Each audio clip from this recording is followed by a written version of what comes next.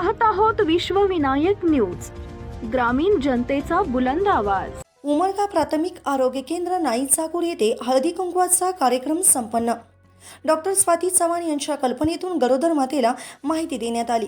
वैद्यकीय अधिकारी डॉक्टर स्वाती चव्हाण, ओनिय अमृता पाटील, शुभांगी स्वामी, इंदुमती टिकंबरे, वनमाला जमादार, दीपमाला लोखंडे, काजल जाधव, रेखा भंडारे, सर्व आशा कर्मचारी, माधुरी शिंदे, हेमलता काळे, भाग्यश्री काळे हा कार्यक्रम करण्यासाठी प्रयोगशाळा वैज्ञानिक अधिकारी विकास सदाजी सूर्यवंशी यांच्या सहकार्याने यांच्या उपस्थितीत हा कार्यक्रम संपन्न झाला। उमरगा प्रतिनिधी विकास गायकवाड, विश्वविनायक न्यूज।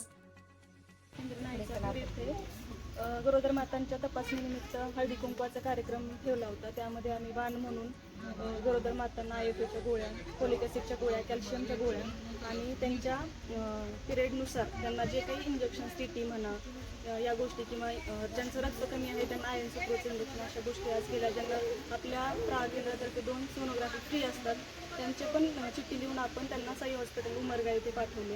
असे विविध तसेच त्यांना विविध योजनांची माहिती दिली।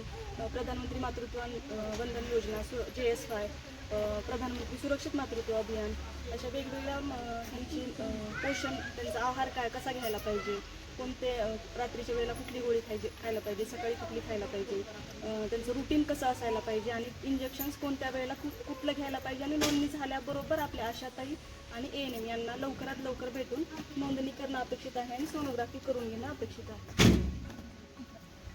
सगळ्यांना संक्रांतीच्या शुभेच्छा।